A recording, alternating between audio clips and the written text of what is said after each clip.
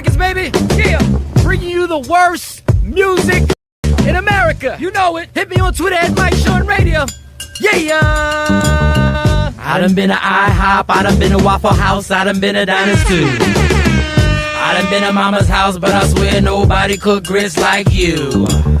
Nobody cook grits like you. Nobody cook grits like you.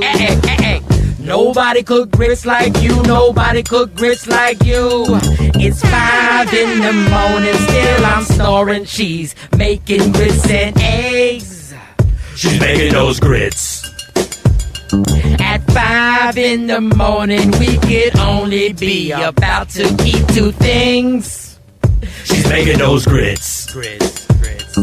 Cholesterol is high, but them grits is on my mind. You cook them so good, I can't deny. A heart attack is worth the ride. You make me wanna be home all the time. You're cooking them grits with steak at night.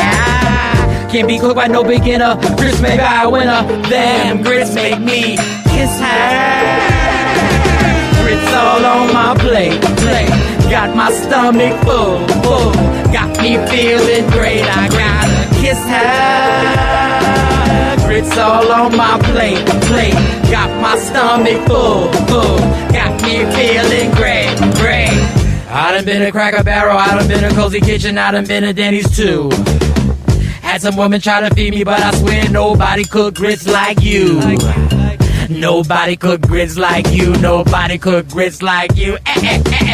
Nobody cook grits like you. Nobody cook grits like you. You better make the grits and make them right. I make you feel so good at night. If you make the grits and make them right, I make you feel so good at night. Just make the grits and make them right. I make you feel so good at night. Michael Sean and the Takeover Legends, where the truth hurts, but also makes you laugh. Baby, tap in. We the worst records, baby. We about to create a perfectly horrible song. Y'all know I've been in the gym, and now all I wear is tight shirts, tight shirts, tight shirts, tight shirts, tight shirts. Yes, I do. Michael Sean wears tight shirts every day. I wear tight shirts because I'm working out some. And if I wear the right size, you won't see none of my little cuts in my arms or whatever. Short sleeve tight shirts in any type of weather. People talking trans when they see me in the street. Your shirt's so tight, we can see your heartbeat. Man, clown me if you want, I'm sticking to my guns. And when the summer comes, it's gonna be fun. You can crack jokes and treat me like a jerk, but one day you'll see my six-pack right through my shirt. And even if I wanted to, I just can't stop. I just might rock an Ezekiel crop top. And now all I wear is tight shirts, tight shirts, tight shirts, tight shirts, tight shirts. Yes, I do. Michael Sean wears tight shirts every day. I wear tight shirts because I'm working out. What up, y'all, ladies and gentlemen? It is a Wednesday. J Black is in the building. Takeover Legends in the building. Monday through Friday, 7 a.m. to 9 a.m. Tight shirts. Also, shout out to Lady Q. If you ever want to get that merch, them hoodies, all that good stuff, you want something customized, you got an idea. You got something that you want to put on something. You like, can you make that happen? Well, absolutely they can. At Woke Up Inspired, they can make your customized thoughts and blueprints turn into reality. So you make sure you go to wokeupinspired.com. That coffee mug right there is a perfect example. Exclusive coffee mug. You can get that Takeover Legend coffee mug, or you can add your name. You can add your family. You got to send the pictures now. Now, let's be clear.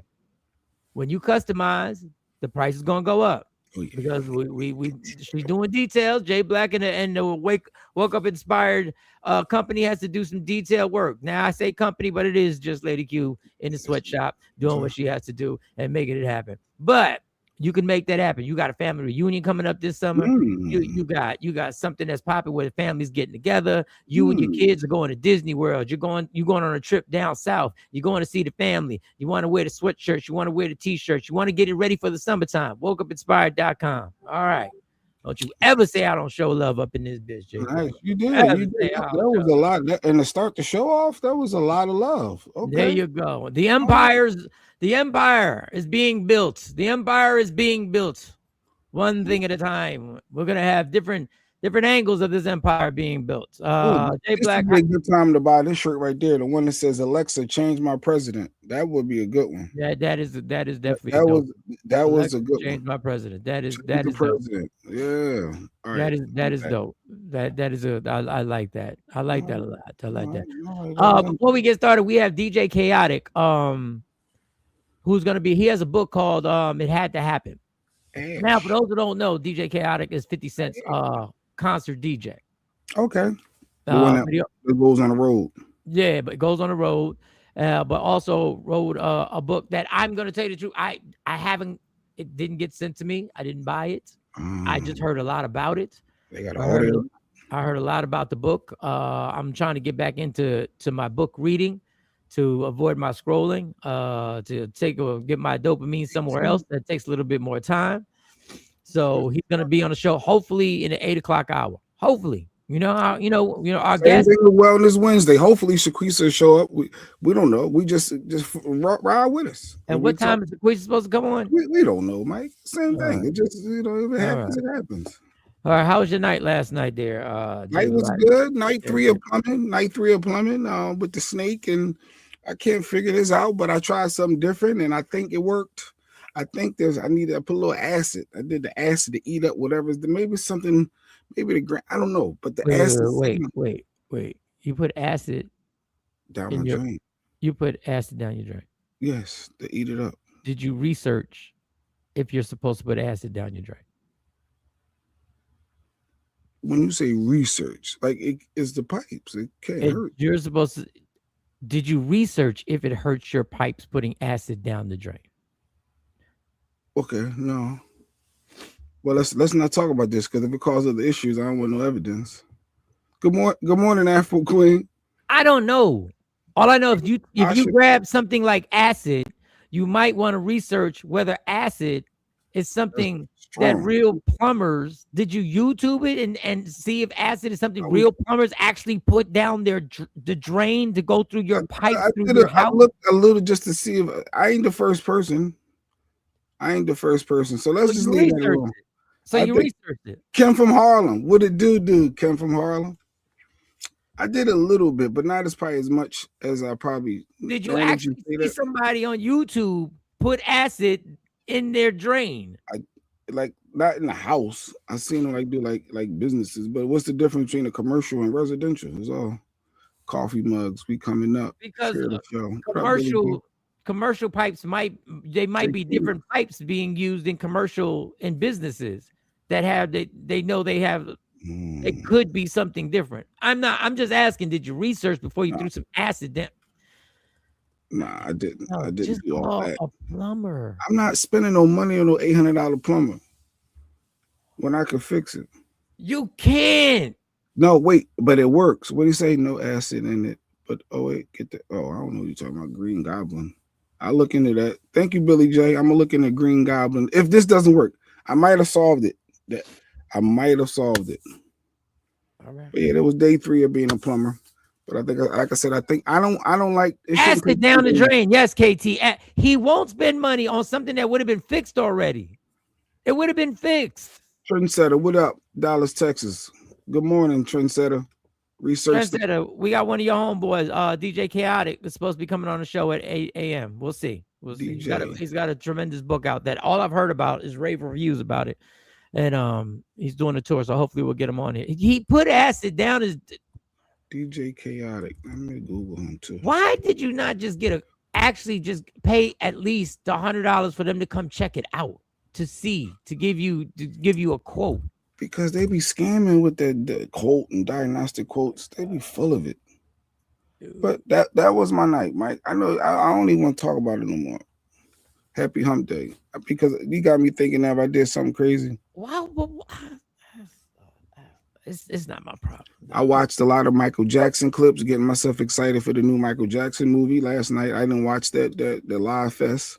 I couldn't bear myself to watch that. So that was the other thing I did. A lot of Michael Jackson. Anybody want to watch this movie, Michael Jackson, if it doesn't include who? No, if it doesn't include who was trying to kill him? Why would we go watch this movie if it's not going to say who that people killed, that people have alleged that he was murdered? Now I'm just asking, is that movie gonna get into that? I think it's more celebratory of Michael Jackson, his upbringing. There's a lot of stuff we already know as a kid, the music, bringing you back to those memories, those moments. I think it's more, at least from the trailer. The trailer looks dope. The trailer looks amazing. I'm excited for the Michael Jackson movie. I'm not watching a propaganda scam by the same that put out a movie that the same studios that happen to be the same race of the people that allege needed to have Michael Jackson killed, and they make money off the Michael Jackson movie. That's what I'm not doing. That's what I'm not doing no more. My eyes are wide open, y'all. I'm not spending money to go see a movie with the same people that wanted to put Michael Jackson 6 Feet Under are going to now release it and going to make money off of them. That's what I'm saying. I ain't even seen the trailer. Morning, Asha. Morning, Legs. What did you guys? It was horrible. Joe's Road Trip. I thought it was hilarious. It was another version of Tyler Perry pimping buffoonery and then trying to justify it by showing some historical points or some historical locations. And he really had a good chance. And let me just say this one more time, because I don't think I specified this. He really had a great premise to this movie. Parents my age who literally overcompensated to do something so different than how we were raised because our parents may have made mistakes. Our parents may have made mistakes because they grew up in a culture or an environment that taught them differently.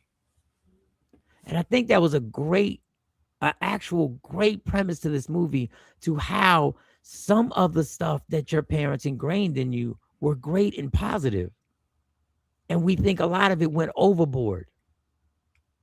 And that contrast right now of him, Tyler Perry, raising his son, where the son seems to forget his culture and is leaned into a white way of thinking, because Gen X, my generation and the generation before us, were taught that if you moved into a white neighborhood, that's when you were improving. That's when you made it. That was our thought process. When you moved into a white neighborhood, oh shit, you got it. You made it. You up. And I thought there was room to really have an in-depth movie about that. But I can't handle the nonsense that Tyler Perry just drowns you with. From the sexualization to the over hood ghetto with the skittle type of I'm bitch this, bitch that. First of all, it didn't even sound natural when he was doing it. It sounded forced. Every N-word was forced. If you saw Joe's Road Trip and you thought it was a good movie or funny, or you got the value out of it, let us know in the comments. I don't think it's as bad as Mike said at all. I don't think it was bad. It's just a culmination of everything. When I watch his other stuff, when I watch, I forget what it was, Black and Beautiful or whatever, which was my the shit that I was watching. I was like, this is ridiculous, but I'm gonna watch it. It was entertaining. But the sex scenes in there are so overly done. It's like we're his fucking lab rats that he wants to show what's in his mind.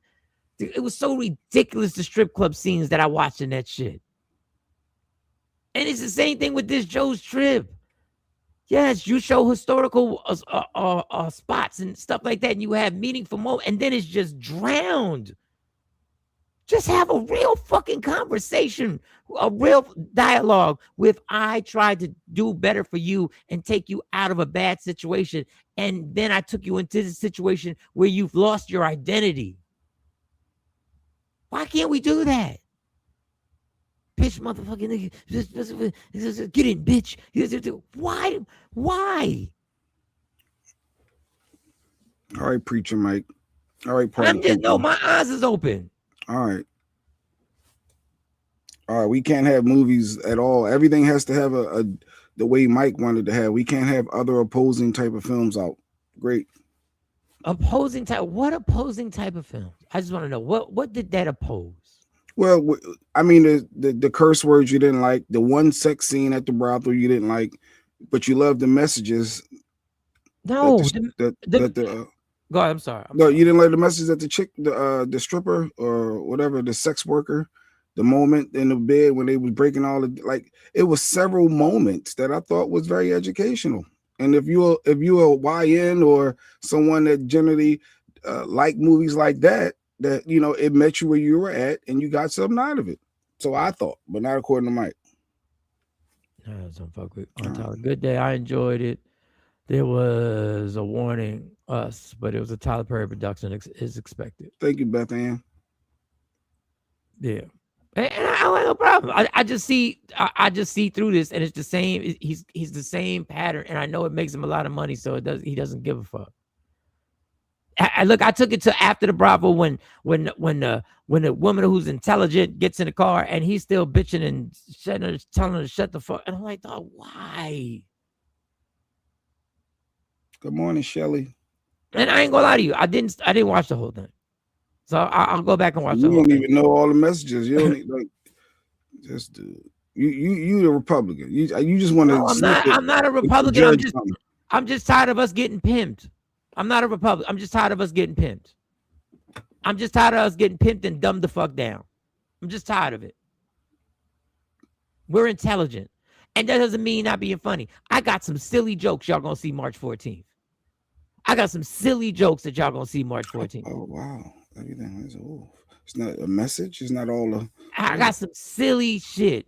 And as I tell you that silly shit, I'm gonna tell you this was the person I used to be. My bad. My bad. I got threesome jokes. I got couple warnings before the threesome jokes. Cypher want to know, last night did you watch? What did you do last night? Did you watch the live? I did all I could. I tried to watch the State of the Union. Yeah. But it's like watching a Klan. It's like watching a Klan meeting, yo. If that doesn't let you know that this country needs to be turned upside down, I don't know what will. They pimped everything. They pimped hockey teams. They did all they could, man. And I couldn't take it. Shelly says she watched that rally last night too. She watched the Klan rally. If that didn't give you a sick feeling in your stomach, if that didn't give you a sick feeling in your stomach, the racists are in there thick. Just take notes, because he tells many lies, but he does tell them himself. He slips up telling himself, as Lucretia said. Listen to what he said. He gonna tell him himself. And this is the thing. He tells on himself, and then what? People tell on him, and then what? People say he raped me when I was a teen, and then what? And then what? This shit is like the Matrix, is a simulation. Like, this can't be real. It can't be real. They're like, how you solve it and don't know what it is. What it is. She's back to the plumber. I don't know. I don't know. I think I solved it, because it flows now, LaShawn. That's how I know. When we flushing multiple times upstairs, it flows right through.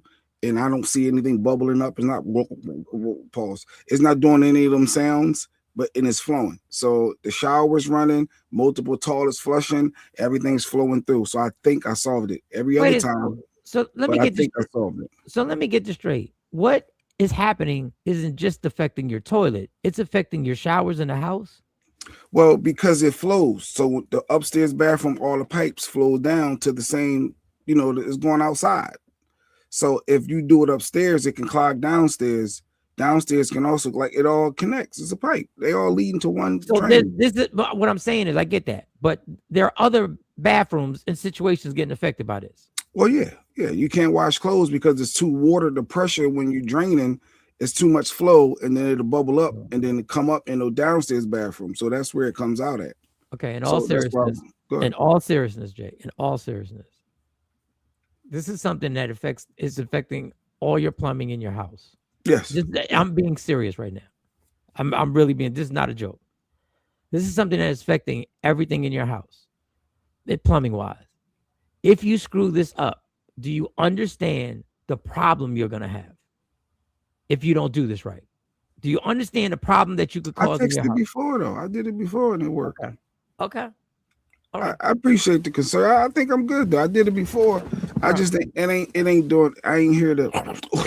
Usually you hear when whatever it is blocking it. When you get to it, the snake. All right, I'm good though. If something doesn't work out, you know that you don't have warranty on yourself. Like because you did the work, there is no warranty on yourself. Like you can't come back and say, no, I'll take care of this for free because this is this. Okay, I was leaving it at that. God bless. God bless. Well, Leg Star Joe's road trip was funny, and she loves the historical scenes and education. She got some education out of it. So, all right, Leg, salute.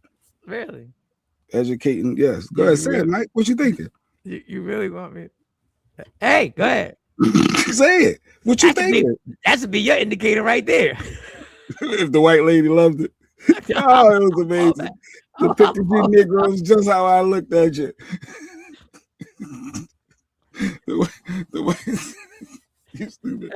I'm leaving asshole. I'm leaving it where it's at. I'm leaving it where it's at. We legs are cool. We good now. This is the same person that Jay says. I've never thought that, but this is the same person that Jay has insinuated. She liked it. She thought it was cool. Get a plumber, Jay. That's a big problem that can get bigger. Appreciate you, KT. KT, I need you to help me make this flyer for Sequisa too. I'm gonna get with you after the show. I got a bad feeling about this. I'm leaving it alone. I'm leaving it alone. I'm leaving it alone in the future, thinking about getting a home warranty plan for stuff like this. Well, you're a woman. You're a woman, K-Day. So it's not expected for you to get a snake out and take the toilet off. I took the whole shut the water off, disconnected everything, drained the tank, lift the toilet up, moved it. Like I'm putting in work. I'm putting in work. And I'm getting it in over here.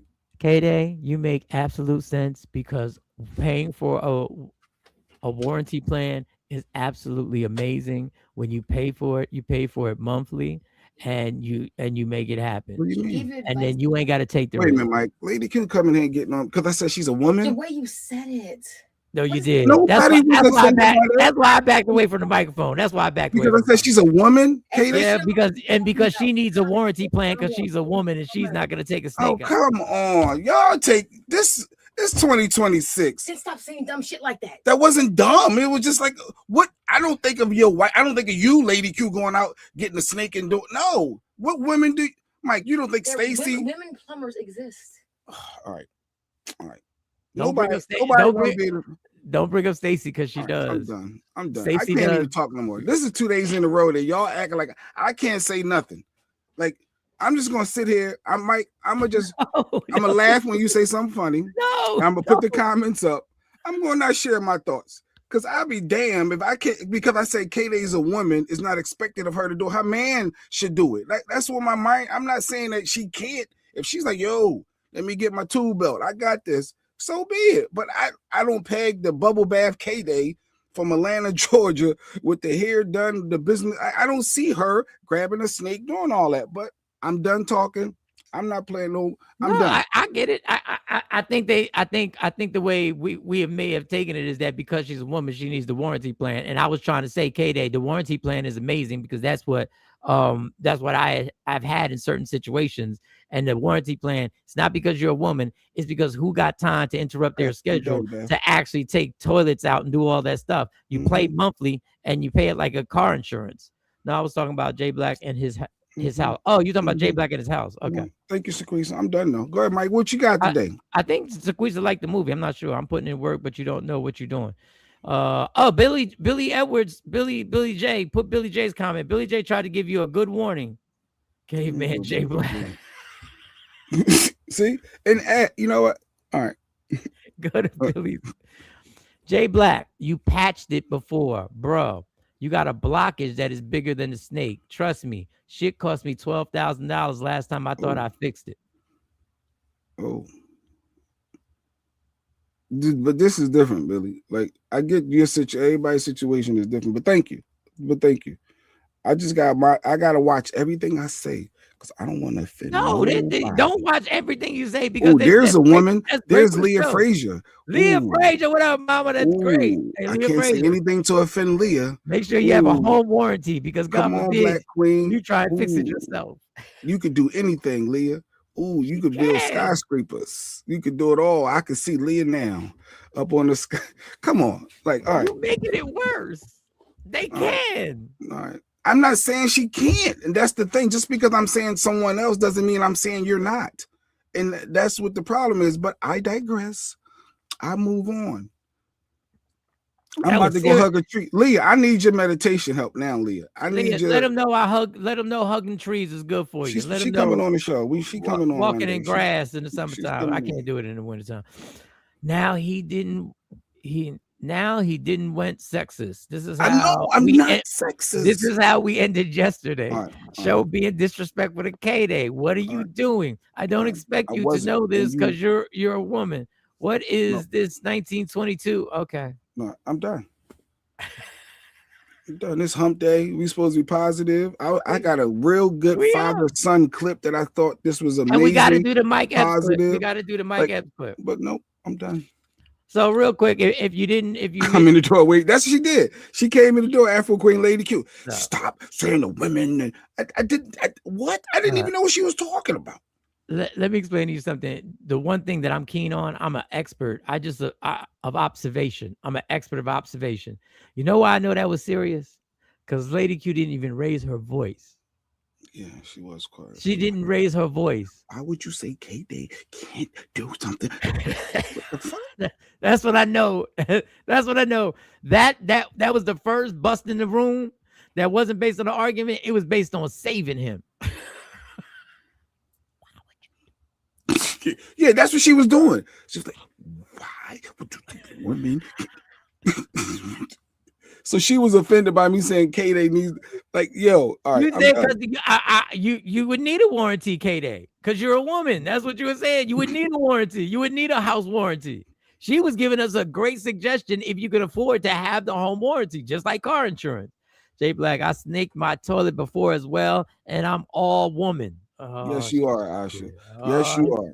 Yes. Oh shit. Yes. Not to sound off like Jay Black, but partially the reason I got married was for Jay Phoenix to do all the home improvement things. There you go. There you go. You got somebody. They got somebody for you. There you go. Kim, no, you're independent, Kim. If you want to do them plumbing in your house improvement, you can, Kim.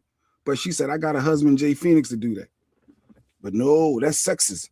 Just insinuating that, your husband is the only one that can do it. Well, it is sexist insinuating that only your husband can do it. That is sexist. I'm gonna be mindful all day.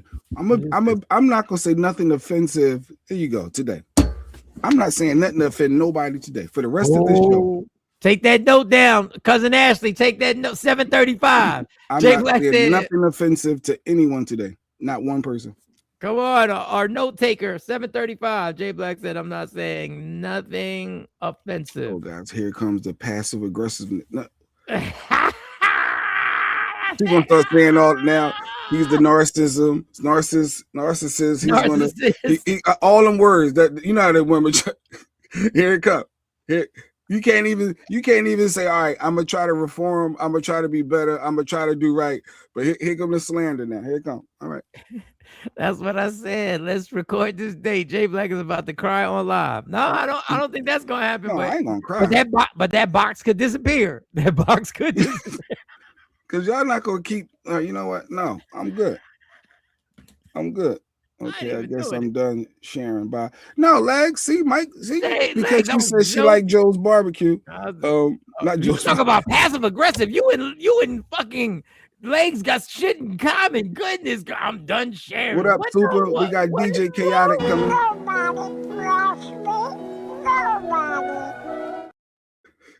I thought the irony in that Jay Black has attacked you and basically claimed that you have some racist things about you, which I defended you and said you weren't. I thought it was ironic that Jay would take your comment about Tyler Perry and say, see, y'all don't see the irony in that? I'm the only one who sees the irony in that.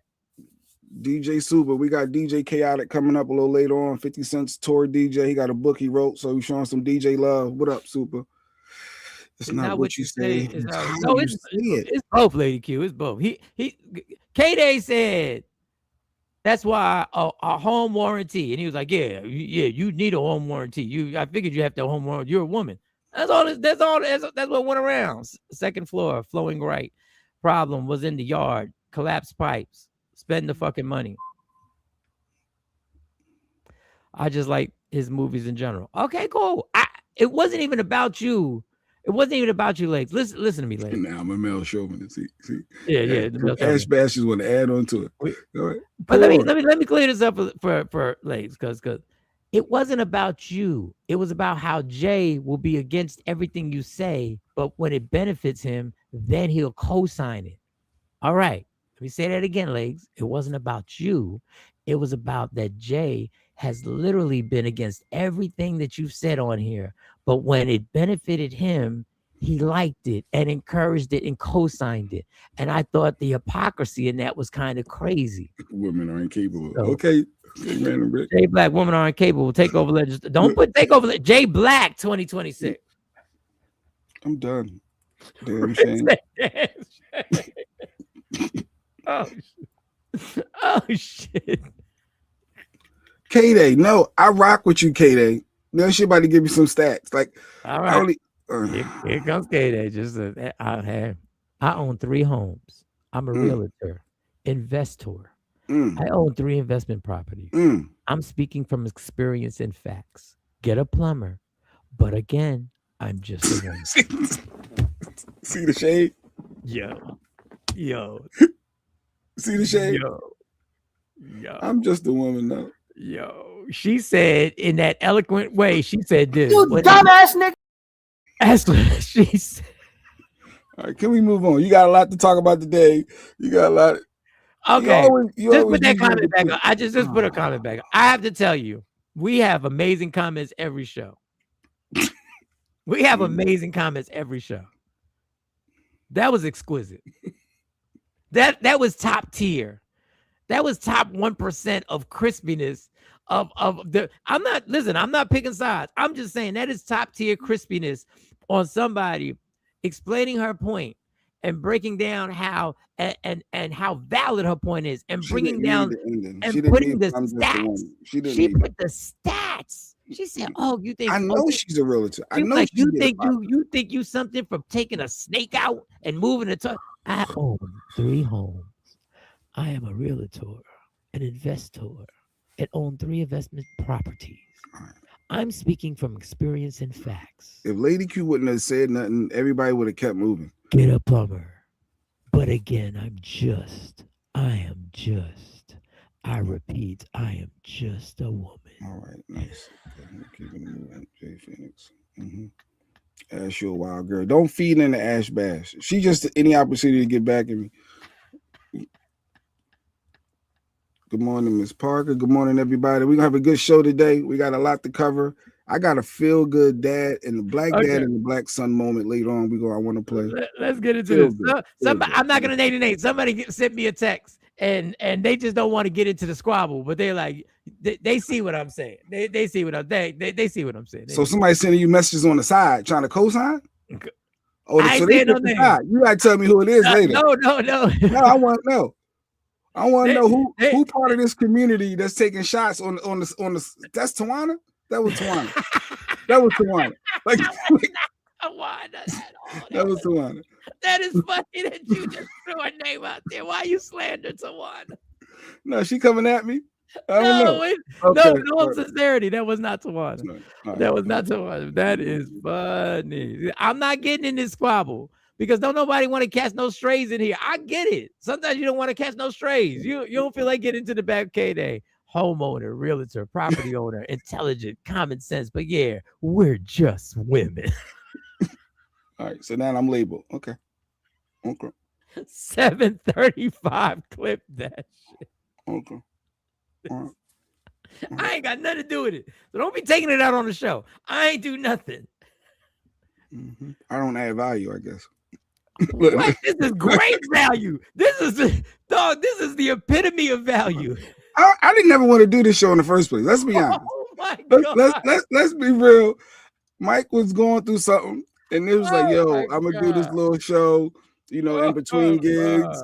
We're gonna keep my energy up, and it was for helping Mike, so he wouldn't be on here by himself. That's how it all started. Me and Did DJ you see why Cam. people don't want to comment because you catch strays? I agree. See now, look at this. They trying to bully black. I don't know what they trying to do. Ain't nobody bullying black. Don't ever think for a second. I don't think none of this stuff personal.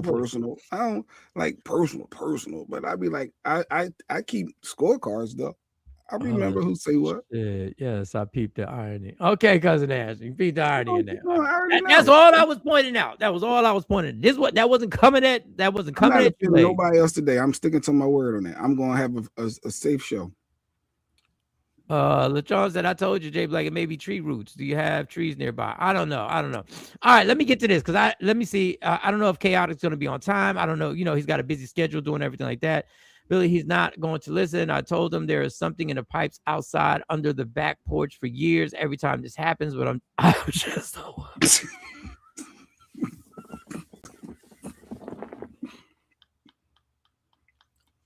See you running theme. Thanks, K-Day. Thank Asha. Thanks my wife. How about that? It's always the ones closest to you. Nobody loves me. Nobody. Oh, no, He laughs. Come back. Jay, come on. We got a show to do. We got a guest coming up. Come on. This is childish. Come on. Come back up here. Stop. Goodness gracious. I just can't deal with a lot of I just need to take a moment. I'm back.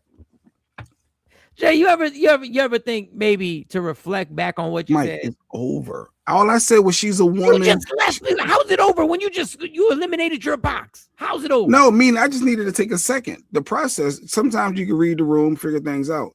But me saying Katie was a woman was not meant in a way of trying to put Katie down to say women can't do this job or that job. That wasn't the intent. But I wasn't trying. Supposed to take you saying, yeah, you probably do have a home warranty because you're a woman? I'm thinking, no, she got a man, she got a dude, a friends, or multiple friends. I don't know. She got her people's in the crib, that her baby dad with the cold. Like, I'm sure he comes over to change the light bulbs. So that's been a running theme forever. But yes, but you specifically said, I know you probably do have a home warranty because you're a woman. How do you think she was going to take that? All right. So I'm going to check the rest of the show out later. Got to get ready for work as Kim from Harlem, the YouTube. We appreciate you, Kim from Harlem. Nikki, I'm a woman. I need his checkbook. Okay. All right. I'm all right. See? All right. Here comes the slander. The slander is hilarious. All right. I'm not slandering nobody. I'm just all right. Jay Phoenix, sexy handyman. She sees how she talked to her husband. Not my wife. She's like, I'm just a woman. She just add on. She started it and then added on. That's crazy. That wow. But yet she need gas in her car. Like, wow. I need air in my tire. Like my tire light came on. You're a woman, right? You can go to Wawa. All right, put the air in your tire. You know how the gas pumps work, right? You pull up, you hit the app, Wawa gas, hit fuel, you hit the pump number that it is, pump 4, put 4, and then you hit activate. And then the pump activates, and then you can go around. You had to break it down. You had to explain how to use the Wawa. How to pump gas, through the app. My card is linked, so at least that part is done. You just gotta hit the Wawa app. Do you see how he tried to trump me now? He just tried Cypher, this off the beaten path. This is what I'm talking about when you just put up a lie. Don't know, Mike, you said women can't do stand-up comedy a while back. I never said that. Wow. I never said that. Wow. You said women can't do stand-up comedy? I've never, ever said that. He did one time with Kevin Hart's wife, Tori Hart. I did remember you clowning her on here before. No, I said that whole beef was she was on tour with Cat Williams, and Cat Williams had gone in on Kevin. Don't be trying to just put up lies. Like just put up lies. Appreciate you, Cypher. That's what family. That's how family look out for They're each just gonna other. put up a lie. That especially with the amount of women comedians that I book. So when I book all these women comedians, I'm doing it because I don't think women can do comedy. Wow. One of my headliners was a woman a few months back. You were so close with B Flat all them years. Yeah. With B-Flat, How is that even possible? Little did I know you had undertones. I'll even tell you one better. The Amazon Prime special that I did that's gonna come out, that they're doing a screening for, that's gonna come out in a few months, was all women. So how does that make any sense? I promoted it for months, for weeks on my Instagram. You're supposed to have Wellness Wednesday. How would that make any sense? Medical health stuff, talking about stuff that affect our Black community. Shaquisha said the way she popped in with that last sentence. Yeah, bars K-Day. All right, the pep rally. Look, Jay Black has this to say to you. He has just. It's a gabillion good coochies out here. If your man gives you a blueprint. Keeping scorecard, that means you're taking the person. No, I mean, I can't ignore when people say stuff. Like, that would be shame on me if I ignored it. I have to not take it. No, I do. All right, let's move on. Matter of fact, ain't no more comments. I'm at the very end. Look at that. No more comments. All right, the Klan meeting was up. It was up last night, and Al Green had this sign that he put up.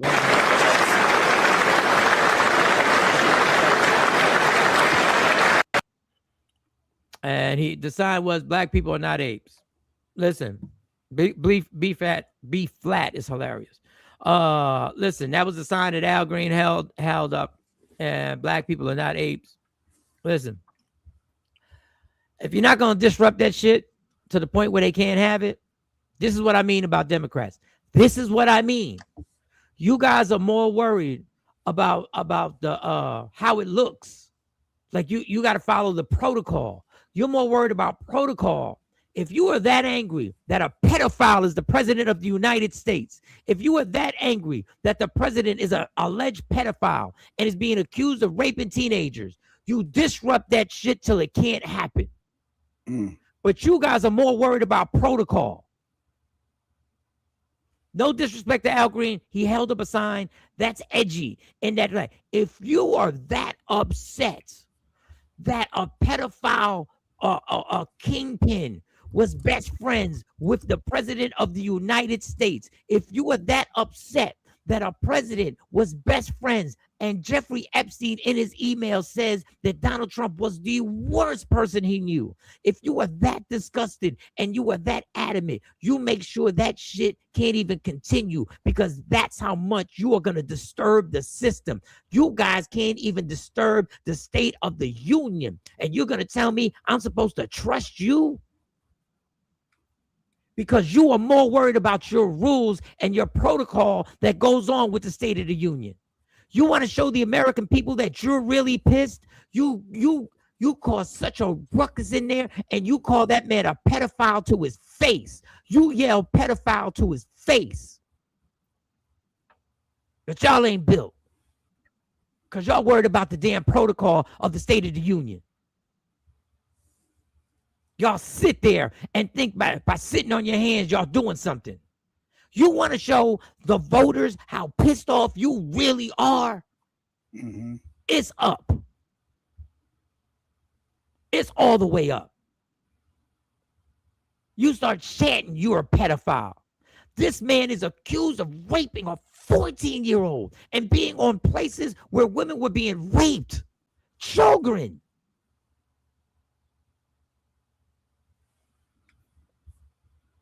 And y'all gonna sit there. This is why I tell you, you talk about all you congressmen and everybody and people that I really do like are asking for money because we got to get elected. Y'all can't even stop us. Y'all don't have the balls. Y'all don't have the fucking heart. Y'all ain't got the gangster in you. Y'all got no TI in you. Y'all don't have no TI in you to sit up there and say, we are going to cause a ruckus. He's not getting through this. They're going to have to come and remove us on live TV. This security, these whatever Secret Service men, they're going to have to come and drag the Democrats out as we yell, you're a pedophile. They said the Dems should have turned up. But a lot of people were saying, no, you want to be respectful and just be quiet and just How there. are And, you are respectful to a pedophile? How?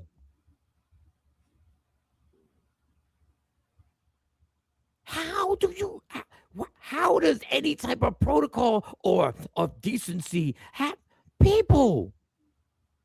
you got to What respect are the office of the presidency, they say. What respect for what office? The office is being run by a racist, fascist pedophile. And y'all still protecting this situation. You want to show us in this country? You want to get us turned up? You want to get people to actually get out their comfort zone? You want people to get out their comfort zone? Show them. Do you know how people got out their comfort zones in Vietnam? When that TV started showing young people's arms off and people dying all over Vietnam and showing that people need to see something. They need to see somebody is willing. We don't trust you. Can't throw rocks at a glass home. And you gotta. That's a great point. Ilhan Omar. Yeah, she was yelling out. Yeah, you know, she was yelling out stuff, but they said that was wrong. She shouldn't have did that. And guess what? And I'm sure them fucks on CNN would have said it was wrong too. They did. The them said it's wrong. I guess not. Yeah. You got somebody who's doing the most heinous, disgusting things we have ever seen, and you're worried about decency? You're worried about decency? Y'all, this he doesn't respect the office. Why should anybody else? I guess if the president is not respecting it, he's the highest land, right? Dog, he should have the most high ground, right? if somebody is in office who's doing this to children, is doing this to children,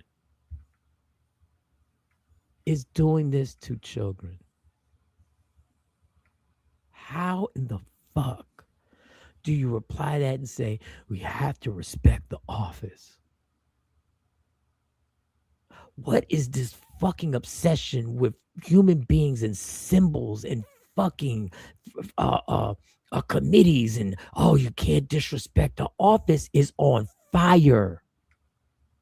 The office is on fire with fucking demonic Satan ritual.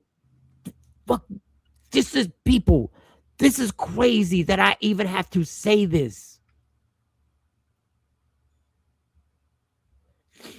Would you have preferred that no Democrats went, or you preferred them to go there and be disruptive? Like, I think you said I prefer them to call him a pedophile to his fucking face. If you're bold enough to have all those committee meetings, and you're bold enough to drop, and you want all the Epstein files dropped, and you're bold enough to say that he's redacting himself, and you're bold enough to tell us that his fucking name is in the Epstein files more than Jesus is in the Bible, if you're bold enough to say that his name is in them files more than Harry Potter is in the Harry Potter book, if you're bold enough to say it, when he's standing on that microphone, say it to his face.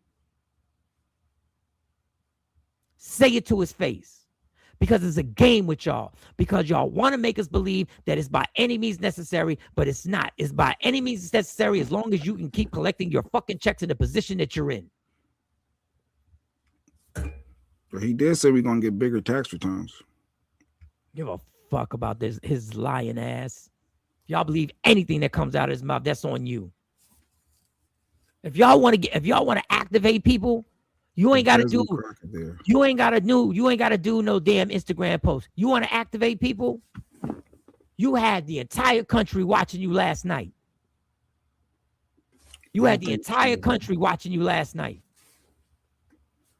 We preferred they showed up and left one by one shouting pedophile while wearing t-shirts with the files printed on them. Hey, Lady Q, she always thinking of merch. I ain't mad at you. Lady Q always got merch on the mind. Even when she's causing a ruckus, she got merch on the mind. I ain't mad at you, Lady Q. No, that would have proved the point, because then they couldn't get the seat fillers in fast enough. Yeah, because you know he big with crowds and he want everything to be packed and saluting them.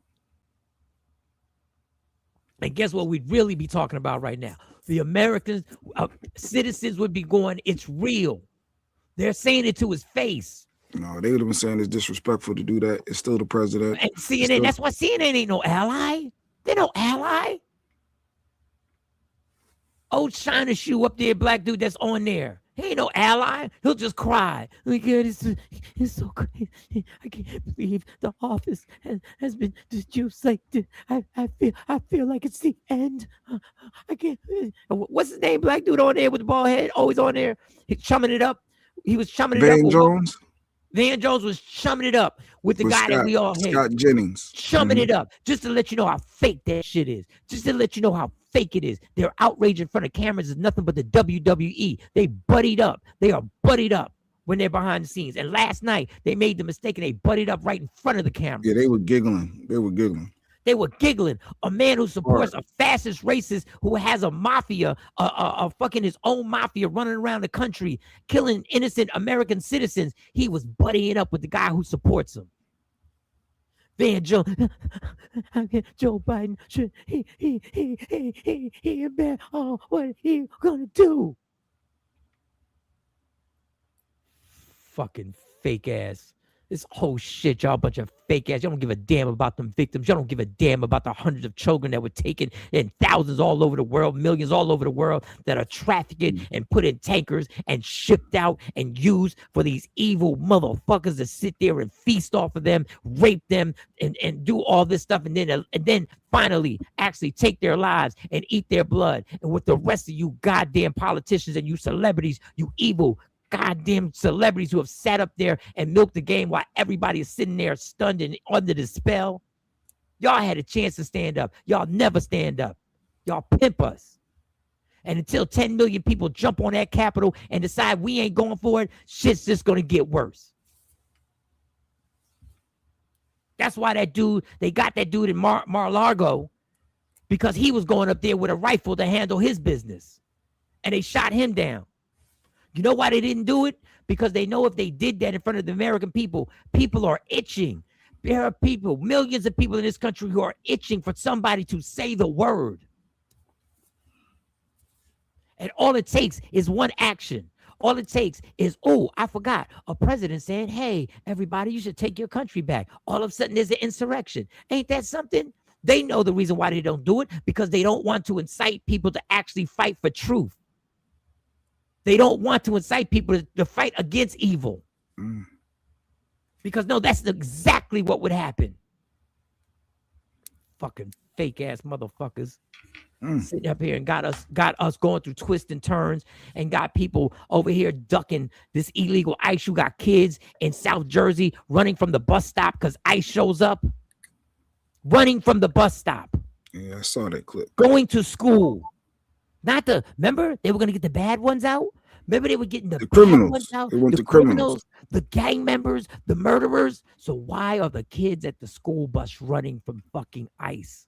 But you cowards, and you manipulate, and you know how to play this game. Y'all all on the same team. You goddamn Republicans and Democrats are all on the same team. Y'all had the chance to stand up last night, but you didn't, because you don't want to ruin your situation. You had a chance to call that pedophile to his face a pedophile. You had a chance to say it directly to his face. And you didn't. Because you knew that is what us American citizens are waiting for somebody to stand up to this evil satanic bully. And when we would have seen that, it does what everything does. It ignites the masses. And the masses go, okay, it's time to get it in. We're all in now. It's disgusting, man. It's just. I'm sorry. I'm sorry. You got a guest in the waiting room. You over here. I got a guest. What the hell am I walking in? I know. Chaotic probably looking at like, what the hell did I thought he was a comedian. I thought. Man, listen. I thought he was a comedian. I thought he was a comedian. Hold on. Let's get some calm down music. Hold on. Everybody calm down. Well, let's get some meditation music. Hold on. This is crazy. I thought he was a comedian. What? Yeah. This is crazy. Well. Breathe, everybody. Breathe. Oh, God. All right, let it out. Yeah. Hold up, I'm Mike, stressed. you better preach, Mike. See, they want more. No, we got a guest coming up. We got a guest. I'm stressed. Mike. And listen. This is the hypocrisy of Michael Sean. This is my hypocrisy. When I'm stressed, I need to just revert back to something that will unstress me. Where's my woman at? Where's my woman at? God. Is she gonna unstress? I need to get unstressed. You're stress reliever. You need a stress reliever. I need a stress reliever.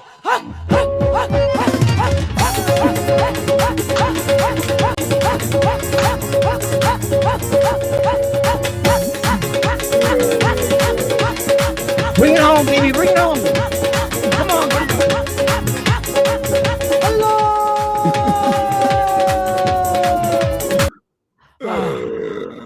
I need a nap. I need a nap after that. I need a nap. All right. Switching gears. This guest that is coming on. Listen, I've heard so much. I heard about him a lot when I worked in Dallas for the decade. I didn't get to interact a lot. I think we met. I'm not sure. I did a lot of drinking. I went to rehab twice while I was in Dallas. So please pause on that. He has a book out that I've heard a lot about, and he's on the tour. Thank you to Shawnee Scott for actually setting this up to get him on here. He has a book called It Had to Happen. DJ Chaotic is in the building. Bring him in. DJ Chaotic is in the building. Good morning, my brothers. Good morning. All right, I apologize, dog. I mean to bring you in, Nah. Michael Sean, I totally understand, my brother. I'm not even gonna lie, I didn't even watch it last night because I didn't want to wake up in that same kind of space. You know, I had to protect my peace. I knew what it was gonna be. I knew it was gonna be a fiasco. And as you stated, when it's time for us to step up and speak about what we're concerned about or the issues that have been addressed, and we don't address it. So it's like, what I tell people now, I try, one of the things that Fifth talks about all the time is staying away from politics and religion. I'm adamant about sticking with religion, but I do stay away from politics because it could break up a household. But what I will say is it's important for us as Black and brown people to go out and vote. That's where the change starts to happen. But more importantly, we got to be vocal and be present in the moment. And last night, from what I've seen and even what you were saying, we wasn't present in the moment. And that's the unfortunate part. And I'll bring it back to hip hop. And you mentioned your relationship with 50 Cent. If you don't step to the bully, nothing changes until you step to the bully. Yeah. If you don't confront it, and then when people tell you to calm down, and 50 Cent, and when the industry told him, yo, you need to chill, no, he doubled down. Yeah. And that's what change happens. And I don't mean to simplify it that much. I don't mean to simplify everything, but understand there are street codes that weren't created by us. They were created by governments. The street codes were created by the Boston Tea Party was a street code situation. Facts. That was a street code situation. That was one of the original street code actions. Okay, what we're going to do is ruin your product. We're going to toss your product in the water now. And now what you going to do? All right, not gonna get too into that. I saw somebody said we did vote, but they stole the votes. We got to vote more. Everybody didn't vote, and then for the ones that did, I don't want to turn into a political conversation, but everybody didn't vote. We didn't show up the way we needed to show up. We had the opportunity to put a sister in the house, and believe it or not, there was some sisters that didn't vote for that sister. Let's be real. So things happen for a reason. I just feel like, as a community, we got to be present. We'll get out there, we'll march, we'll scream and yell. But when it boils down to it, opportunities like last night, call it what it is. If it's a spade, it's a spade. If it's a duck, it's a duck. The quack's a quacks. We know what the system is looking like. We knew Project 2025 was a real thing, and we sat back and said, and then some people of color voted for this administration. So who failed who? Yeah, I can give you. I respect that he's saying this. Do you want? Because I know you're trying to promote your book at the same time. Are you fearful that you're alienating some of your people by saying what you're saying? Because clearly, I get it, and you're making sense. You're on the right path. But I'm a man of God that operates in faith. So when it boils down to it, God is in complete control of everything we have going on. But the reality is what it is. I have 2 daughters that I'm raising in this chaotic world, no pun intended, that we're living in right about now, and I instilled in them the importance of our voice, being able to vote. I instilled in them the importance that we did have a Black president. we had the opportunity to have another black president, which was going to be a female, the first female. I wanted to make sure they understood the importance of that as young black and brown children in this world growing up. That opportunity doesn't come every day. And whether we won the vote or not, whether the vote was stolen or not, we have opportunities to utilize our voice. And what's happening now, and they're witnessing it as children, we're slowly being silenced. We're going backwards. And historically, people don't understand that, people have fought for us to have a voice. So now that we have it and people are trying to take it away, we gotta what we have, we gotta keep it. We gotta hone it, we gotta own it and utilize it to the best of our ability. So when we have a convicted felon running the country, obviously we're not utilizing our voice. And I'm not just talking black and brown, people in general. When we have a convicted felon running the country, need I say more? And I just want to say, and this is the last thing, then I really want to get into this book. I just want to say the last thing. When he lost an election, an insurrection took place. Yeah. When the election that people are saying was stolen, when our election was stolen, you know what we did? We bitched. I'm not inciting nothing. All I'm telling you is when the other side didn't get their way, there was an insurrection. And ironically, that sparked what was about to happen years later. He became the president again. There's just there are two different ways that people are handling this. One is going to the Capitol and burning shit. And listen, that's what they did. I'm not making this up. That's what they did. And we sat back and said, this sucks. Yeah. So anyway, all right. So you're 50 Cent concert DJ, correct? I'm his official DJ, tour DJ, everyday DJ. We do every event, anywhere he's performing, I'm there. So yeah, okay. I'm his guy. I'm the guy now. So it used to be Who Kid, then he had a guy named Chubby Chub, and then I took over in 2023. So I've been with him since 2023. I've been working with him since 2018. He's a childhood friend that I've known over 30 plus years. Okay, we have a rule here. We're a little different than other shows. If you don't want to answer a question, we move on. Oh yeah, say less. Yeah. We're not gonna give you 12 shots of absolute. We're not gonna make you smoke an L. If you say I ain't got nothing to do with, I don't want to. We just move on and we'll talk about the Cowboys and some shit. Like I ain't trying to ruin nothing for nobody. Not the Cowboys, Michael Sean. I'm a Giants fan. No Cowboys. I'm a Giants fan. Oh, okay. Michael Sean, we talked in the old radio station we used to work at in the building. We talked in passing, but we talked about the Giants like that. Okay. So yeah, we've met, we've talked, we shot. Okay. And all right, cool. And I know that you was going through your dark space at that time, but we had a couple of conversations. So yeah, before I went over to I used to be with the red teams, and I went over to the blue team. But when I was with the red team, I was with you. So yeah, so we know each other. And see, y'all think I be playing? Y'all think there's a lot of drunken files, y'all. There's a lot of drunken files that I'm recouping now. The book is called "It Had to Happen." I want to focus on that right now. First of all, you're 50 Cent DJ. You're knee deep in the hip hop scenario. You like me. For people think I'm a comedian. I'm only a comedian because of hip hop. I'm only a comedian. I only knew how to grab a microphone because of hip hop. Yeah. What makes you not only write a book, but share some intimate, really heartfelt feelings, things that as a parent I would never know what it feels like to go through. And if you would like to, can you expand so the people can know what I'm talking about, what you write about in the book?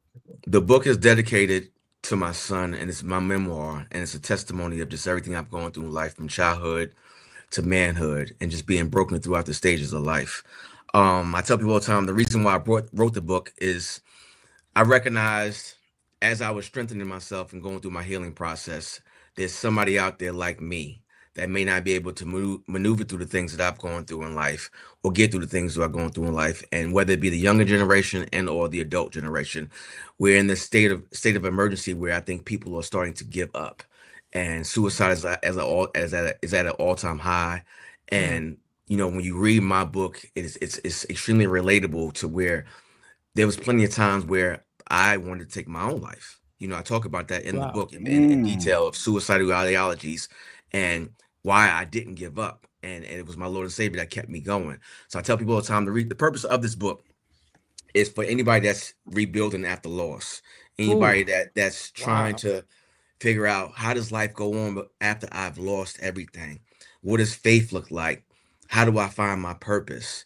How do I just continue to just, you know, if I'm at whoever your higher source may be, how do I wake up every morning and figure out what does life look like now? Right. So whether it be a tragedy, whether it be a loss, whether it be homelessness, whatever the case may be, depression, PTSD, suicidal ideologies, everything that I'm mentioning is everything I've gone through in life and in stages of my life. And I wanted to be as vulnerable and as transparent as I could be, because when you see DJ Chaotic, Kareem Thompson, you might see a highlight reel. When you go to social media, you see highlight reels of what people have Facts. gone through in life. Facts. I Yeah. wanted to pull those layers back and unpack everything and say, yeah, you see me on these stages, you see me with 50 Cent, you see me singing Many Men night after night, but you don't know what this man has gone through. I was a broken child that became a broken man that Ooh. lost everything and was Yeah. humbled and crumbled and had to rebuild myself. And how I did that was operating in faith and surrendering. And when you surrender and you become that much more vulnerable, I didn't want to. It was part of my journey and assignment to now be obedient and share my testimony. Because if I kept it to myself, I'm doing a disservice to somebody that may be going through the same thing I've gone through that won't make it to the other side.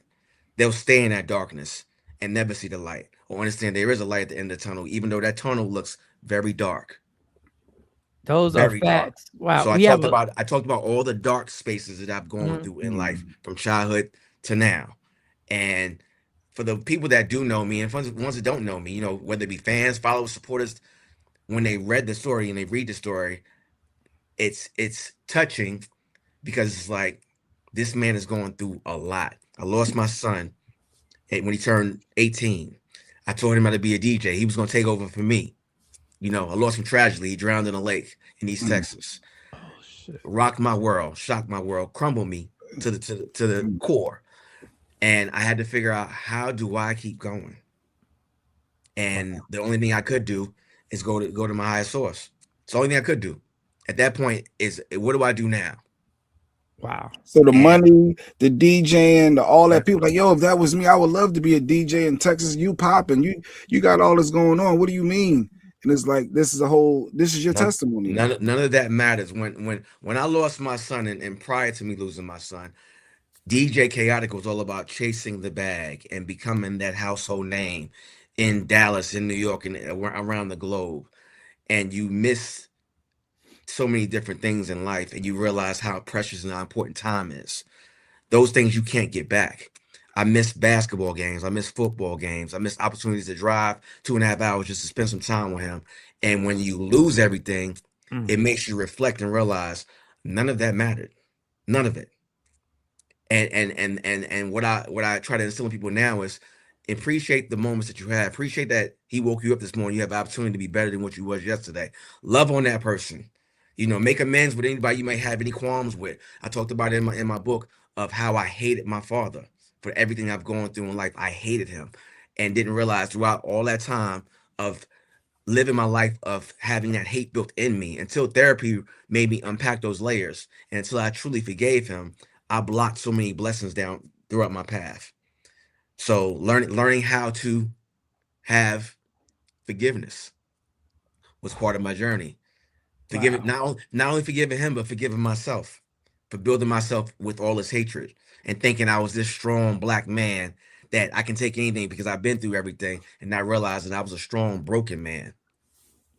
We're speaking of DJ Chaotic. You're watching him. If you happen to have us and you're in the car, just let you know the book is called "It Had to Happen," and there's so many similarities, and I think there are different struggles and there are different pains that people go through, but there's so many similarities when you go, because I'm listening to you having to realize that you were a broken man, and things having to recover from that, but the first step was, you said, forgiveness. And I've said it a bunch of times. I said the first person you have to forgive is yourself.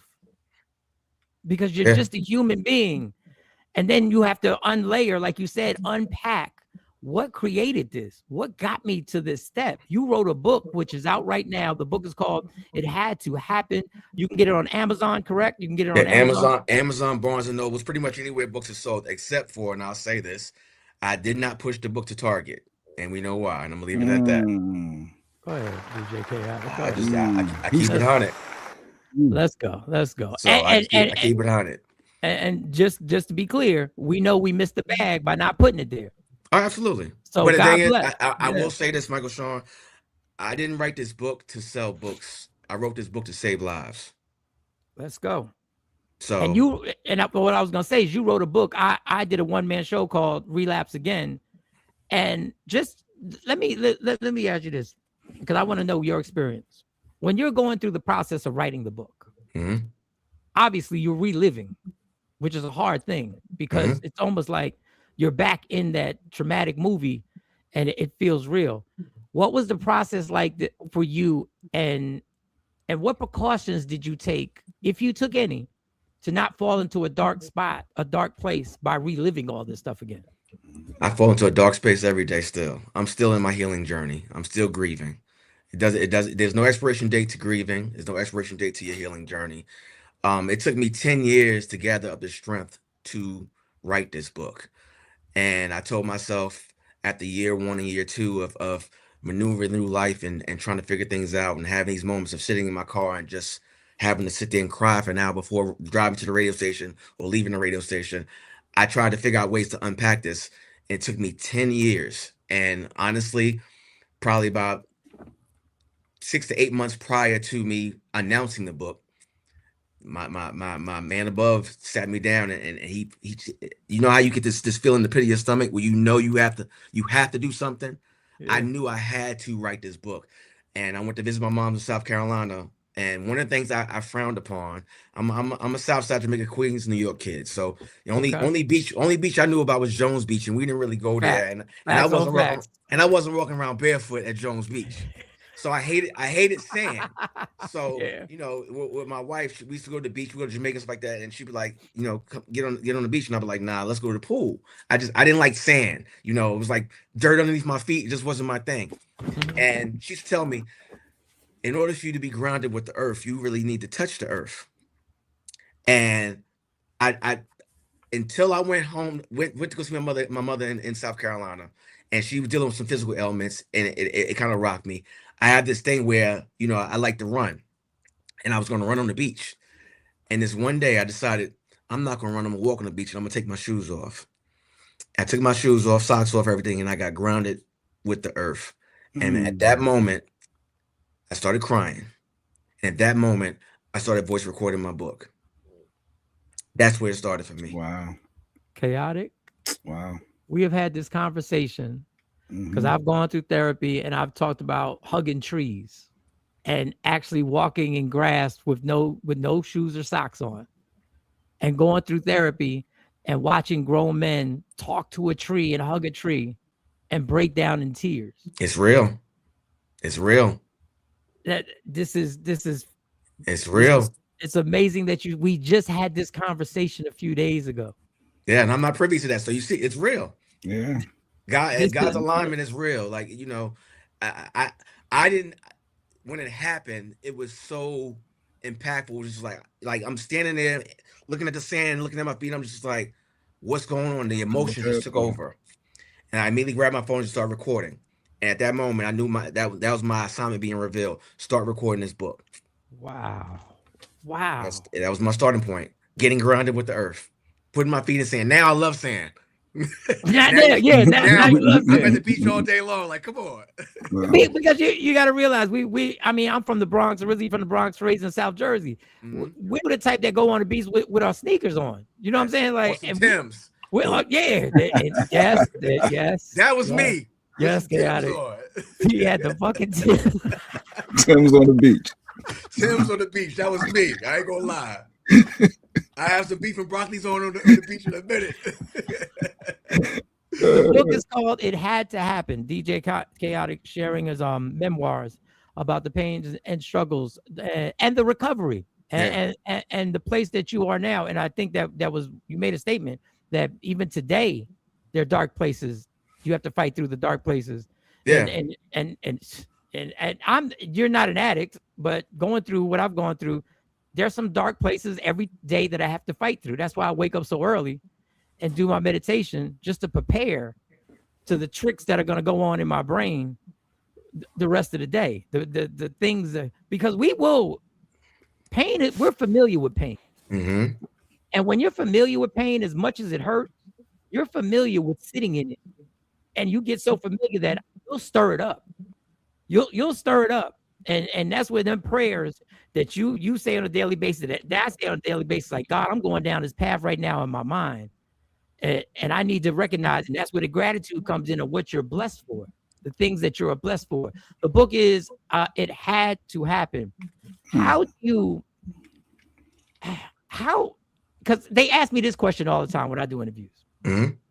You're a different person than what you were 10 years ago. Yes. You see, you're grounded in your belief in your higher power. Mm-hmm. How do you go about balancing it when we are part of an industry that is filled with so much sin and so much corruptness and so much deviant behavior? How do you balance that out, trying to do what you love and what you're gifted at? I get asked that all the time. How do I balance being the faith-based man that I am in a secular world? How do I balance singing PIMP and Many Men one night and Marvin Sapp the next?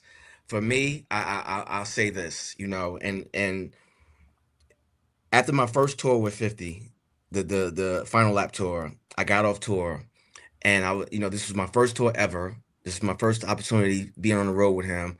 Again, like I said, with childhood friends. But I talk about it in the book. My mother and his grandmother were church members together, so it's deeply rooted. My mother knew Miss Bueller very well. So and 50 Curtis comes from a very spiritual household. His mother and his grandmother instilled that in him, despite what you may see on the internet. And the character, he's a covered brother. I will say that. And he has some angels that are watching over him, obviously, throughout the things he's going through in life. With that being said, I got off that tour and I did an interview.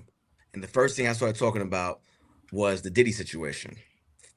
And this is before the documentary. It was the question was, is 50 really going to do this documentary? Yeah. And I answered it in a radio politically correct way. Right. But my brother, the next weekend I saw him, pulled me to the side and said, "What's up with that interview?" I said, "What you mean?" He said, "You talking about Diddy?" He's like, "That's not you." I said, "Well, the next question." He's like, "Yeah, but that's not you." He's like, "Kareem, not chaotic, Kareem, I brought you on to be who you are. When I look at you, look at your page, I see nothing but light. Continue to be the light. Don't be like me. Don't be like Yayo. Don't try to be like me or be like, yeah, be you." At that moment, me and 50 the same age, but it was the big brother, little brother moment. It was the industry guy versus the guy that's trying to figure it all out, that's done radio, DJ, but I'm steadfast in my faith. You ain't got to try to fit in. Be you. I brought you here for that reason. That gave me the balance to say, I could be the pastor of G Unit if I want to be. And that's what I strive to be on. And then Yayo coined me the voice of the unit, and that voice speaks volumes. I'm the one that's gonna sit here before we get on that stage and pray. I'm the one that's gonna pray over us. I'm the one that's gonna make sure that's just me. So it allows me to, it's not a struggle for me to be balanced, because obviously no Christian or nobody of faith is perfect. I'm perfect within my imperfections. So yeah, I may have to curse and sing but it doesn't change who I am to the core. Everybody has sin, and no sin is different from the other. But nonetheless, I'm still a faith-based Christian man that believes in God and higher power, and know who brought me into this world, who could take me out. And that's how I live by it. So I don't have to fall into that space of the secular aspects of things, because I have my boss, my brother, that says, be you, be the light. So, if you look at my page now, I'll sit here and promote what we got going on, but you're going to see an inspirational post daily, because it helps me, and I know there's people that it's going to help as well. Yeah. You know, now chaotic. Understand that we play a lot on this show. We play a lot. Okay. What you just said was dead serious, and I would, and the fact that 50 took you to the side and said that, I think that's a part of 50 that we are not privy to. Facts. That's a part of 50 that we don't see. We see the relentless 50, and I've had some great interviews with 50, and I've literally watched him by myself, and I've talked to this guy. I'm like, wow, this guy's a genius that I'm watching, and this is years ago. But the funny thing about you, chaotic, is basically chaotic said 50 said stay in the light. So if y'all motherfuckers was thinking about asking about T.I., this is not the place. You thought we was gonna go there. Nah, son. I'm staying in my lane.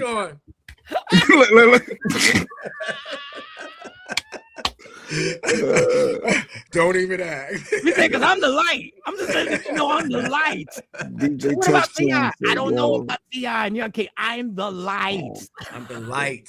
I'm I focused am. on being the light. You see how bright it is in here? I'm focused on being the light. I noticed you got 50's name on your book. Did he like he gave you that blessing and say, yo, or did he charge you? I'm curious. I don't want to be missing. Unprecedented moment. 50 has never wrote a forward for anybody's book, to my knowledge. He's wrote a forward for his own book, but never for anybody else's book. On tour, I told him I was getting ready to write a book, and I shared with him a little bit about it. And then the one thing that struck him is when I said, yeah, I talked about when I was homeless. And he looked at me, he's like, when were you homeless? And I told him, in Southside, like, he's like, when? I said, I told him the exact time frame. He was like, for real? I was like, and then I said, yeah, as my mother and my father was on crack. And he looked at me, he was like, now mind you, this is the crack epidemic time frame. So yeah, I remember. Whether it would have been one of his packs or somebody that he knows in some way, there's a connection there. And at that moment, he said, give me the information. He said, I'll write the forward. And months later, I had everything ready to go. He did it. He read the synopsis and pinned the forward for me. And again, we talk about the things you see on the internet. That brother has done things for me and my family and for other people that people just don't see and recognize. Like, he didn't have to do that, on the strength of just him understanding my story, him knowing we from the same hood. He took the point himself, say, you know what, I'm gonna pin the forward. And he pinned a phenomenal forward on there. I couldn't have wrote it any better. So I'm grateful, forever grateful. So I'm gonna stay away from the T.I. thing out of respect because you took your time. But I just want to I'm gonna give you a scenario. Okay. I'm just gonna give you a scenario. Okay. Because for me, I feel the same way. I have maybe I have friends. I have people who have written out for me. I have people who have literally risked their life to keep me safe. Like, I have those people. So I don't want to disrespect, but I have a very small group of people. So this may be childish, but with Jay Black, that man right there, if you have a problem with him, like Eminem, I've inherited the problem. Yeah. I've inherited the problem. Yeah. That might sound juvenile to some. Some people might say you should be, you're 54 years old, you should be past that. I know this man has walked through these alleys with me when I knew my life was at risk in Philly. Like, we went to the car, and we knew every time we went to the car, they knew I just got paid. They knew what it was hitting for. So that's the thing. So I'm gonna give you a scenario, and I want to know how you handle this. Okay. You're in first class on an airplane, and Ja Rule sits in front of you.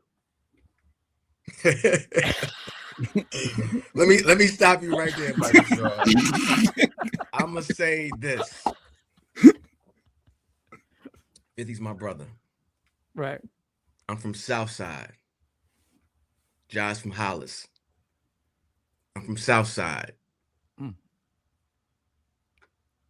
All right. Well, Southside, we outside.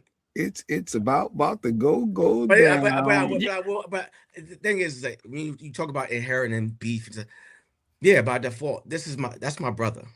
So if he's in the trenches, I'm in the trenches with him, because it goes both ways.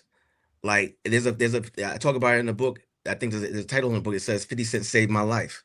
And I don't mean that financially, just when I was at my darkest moment in my adulthood and trying to figure it out. And this is after I've done the morning shows and everything else. I was in this space of, I don't know what's next for me. And here my brother shows up and pulls me up at my darkest moment. This is after I lost my son. This is me trying to maneuver and still trying to figure out, still trying to see if I still want to be a DJ anymore, because again, the goal was to have him be that person. I was gonna, ride off in the sunset and do something different. Yeah, that's And he picked me up and said, come be this guy. Loyalty runs deep with me. And he's been family for me for 30 plus years. I don't know, I don't know. I'll say this. I don't know 50 Cent. I know Boo Boo from the block. right. That's who I grew up with. Come on, kid. You know he would have gave you grief if you saw Ja Rule. You ain't do nothing. He was like, dog, what are we No, doing? but he basically said it was no. You took it the wrong way. He said it was on. Southside, we outside. We outside. But my question is, would you have said anything, or you just kept it moving? As long as you don't say nothing, I don't say nothing. I don't know what I would have done in that situation. First thing I would probably did is ask God, what do I need to do? God, Hey, talk God, to me. I need you right now, God. Then I might have thought like Yayo and said, I don't want to miss out on any opportunities of getting some smoked duck. So I'd have been all over the place. I'd have been a couple different things. So you never know what you're gonna do until you're into that situation. But my loyalty runs deep, and you're asking me a question of, I'll say hypothetical. Allegedly, if I'm looking Right, at the right. face of a person that may have potentially harmed my brother years ago, how do I feel about that? I did mention, the key word forgiveness, but I can't, can I forgive something? Can I forgive something like that that's still ongoing? You never know what you're dealing with, but I'll just say this, and I ride with my brother in all scenarios. So yes, if he got beef with such and such, then yeah, Kareem has beef with him. Chaotic has beef with him. That's just the reality of it. And I don't waver from that. That's I'm with this man more times of the year than most. I'm not that person to be like, well, that's his situation, not mine. I'm not built that way. That ain't how we roll. So, and I'll never be built that way. So yeah, whatever beef he got, yeah, I guess I got it by default. Do I want it? No, but it is what it is. Right. The book is It Had to Happen. You can get it everywhere you can get a book except Target. And we appreciate that, because if it was in Target, I wouldn't have seen it anyway. So every situation that has got some literature on it, anywhere you can get the book, It Had to Happen. There's so many things I want to ask you, because you're a DJ. I'm one of them comedians who when I get on stage, the first thing that I do is I defend this younger generation. Mm-hmm. I defend them because I think our Generation X, I guess that's what we're called. Yeah. I think that we have these fond memories and we forget that we birthed this. If you're complaining about the music that's coming out, you have to actually replay honestly in your mind that we birthed this. Like the ignorance that you may claim, you may go at Glorilla or Sexy Red. So I defend the new generation, even though I know it has its problems, because I realize that we gave birth to this. When you see hip hop now, how do you look at it? Like, can you still actually enjoy it? Do you still see the positives in it? Or do you feel the industry has finally infiltrated fully on the new generation and has them robotically putting out stuff that could be labeled harmful for our community? I think the message in the new music could be tweaked quite a bit. I'll never criticize anybody's art. I think everybody has an opportunity to express themselves the way they want to express it. For my kids and for the younger generation as a whole, I just think sometimes some of the music, the message needs to be a little more clear. I think we're putting out the wrong message of what's to do now. But then if you dial it back to our music, they'll say the same thing about our generational music. So, music evolves and then it backtracks, So it's like you can go back to the African Bambaataa days to Big Daddy Kane. There was something that people had to frown upon and say it was being glorified in that era of music. What's being glorified now may not look and feel like how it was being glorified in the 80s and the 90s. But nevertheless, they'll say we was glorifying, selling drugs back in that in that era. Now they're glorifying killing or drill music. Everything has its own perspective, and I think when the boys are to it, for the safety of our generations to come, it's all about just tweaking the message and making sure that it's not controlling the narrative. And that's the thing. It's not controlling the narrative. Music is an expression of art from that individual. It shouldn't control the narrative of how our children think and feel. Facts on facts. And this is from a business side, just me being self-serving right now. And I know you got to run, so being self-serving right now. I'm looking at this question right here. You know, I pay attention. Oh, You are light, yet your moniker is state of complete confusion and disorder. Would you consider changing it? My moniker meaning what? The voice of the unit? I would love to unpack the exact question so I can answer that eloquently. I guess she says there's a moniker that you have that you've posted. Mm-hmm. Jay, not sure. I don't know. Not sure. This page. Hopefully she comes back. She comes back with another. I'm sorry. I caught it. No, that's good. If you see something, I just, sometimes I'm not ignoring our people, but they're playing nice right now. I see a lot, but they got jokes. I don't mind. They have burnt me and Jay Black down for a good hour at some shows. Like they burnt them down. But selfishly, I'm thinking, if 50 reads this book, I'm just gonna put it out. My name, Chaotic. Oh, got it. Okay. So my name. Oh, I'm glad you asked that. It's not a moniker. That's actually my name. Chaotic is spelled Kayottik, and most people think it's meaning chaos. But no, if you read the book, which it had to happen with A Man Without a Legacy, available everywhere. Chaotic is spelled Kayottik, which stands for Kareem's Alternative Youth Options to Improve Kids. It's a method behind the madness. So it's also the name for my nonprofit organization. So the moniker or the name itself does not mislead. It's a meaning behind it. So that's why I spelled Kayottik. Kareem is my government name. Kareem's Alternative Youth Options to Improve Kids. The name itself was birthed by my mom. I used to go by the name of Mr. Hypnotic when I was the Hypnotic brand ambassador, and then I got banned off the radio station. And that's also in the book. I talk about that as well. And I had to change my name. My mother came up with the name for me. So there's a true meaning behind the name itself. So chaotic does not mean that I'm causing chaos. It actually means I'm uplifting and impacting my community. Hold up, Miss Clark. Just want to tell you, take that. How about now? What do you want to now? Let me tap the mic. What now? Yes, and I have a nonprofit organization called the Chaotic Foundation, and we've done phenomenal things in the community since 2011. So if 50 reads the book, which I believe, I hope it is because schedule he can read the book. Selfish, I'm manifesting for you. And he comes to you and says, there's something here. There's obviously something here, but there's something movie-wise here.